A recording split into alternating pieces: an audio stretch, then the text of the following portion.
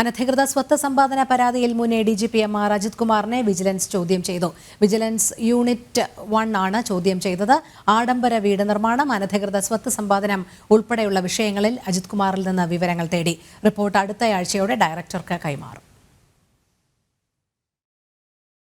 Vigilance SP PL Johnykutty, DYSP Shibu Pappachan എന്നിവരുടെ നേതൃത്വത്തിലായിരുന്നു ചോദ്യം ചെയ്യൽ. തിരുവനന്തപുരം കവടിയാറിലെ ആഡംബര വീട് നിർമ്മാണം ഉൾപ്പെടെയുള്ള കോടികളുടെ ഭൂമി ഇടപാട്, കേസ് ഒത്തുതീർപ്പാക്കാൻ കൈക്കൂലി വാങ്ങൽ, സ്വർണ്ണ ഇടപാട് തുടങ്ങിയ ആരോപണങ്ങളാണ് ADGP MR Ajith കുമാറിനെതിരെയുള്ളത്.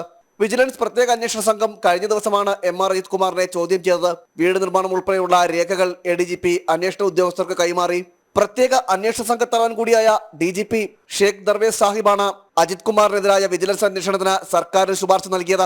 MR Ajith കുമാറിനെതിരെ അഴിമതി ആരോപണങ്ങൾ ആദ്യം ഉന്നയിച്ചത് നിലമ്പൂർ MLA PV അൻവറാണ്. പിന്നീട് പ്രത്യേക അന്വേഷണ സംഘത്തിന് നൽകിയ മൊഴിയിലും അൻവർ ആരോപണങ്ങളിൽ ഉറച്ചു നിന്നു. ഈ മൊഴി കൂടി പരിശോധിച്ച ശേഷമാണ് വിജിലൻസ് അന്വേഷണത്തിന് അനുമതി തേടി DGP സർക്കാരിന് ശുപാർശ നൽകിയത്. കേസെടുത്ത് അന്വേഷണം നടത്തണമോ എന്ന കാര്യം അന്വേഷണം പൂർത്തിയായ ശേഷം വിജിലൻസ് തീരുമാനിക്കും. അടുത്തയാഴ്ചയോടുകൂടി റിപ്പോർട്ട് വിജിലൻസ് ഡയറക്ടർക്ക് അന്വേഷണ സംഘം കൈമാറും. ജനം, തിരുവനന്തപുരം.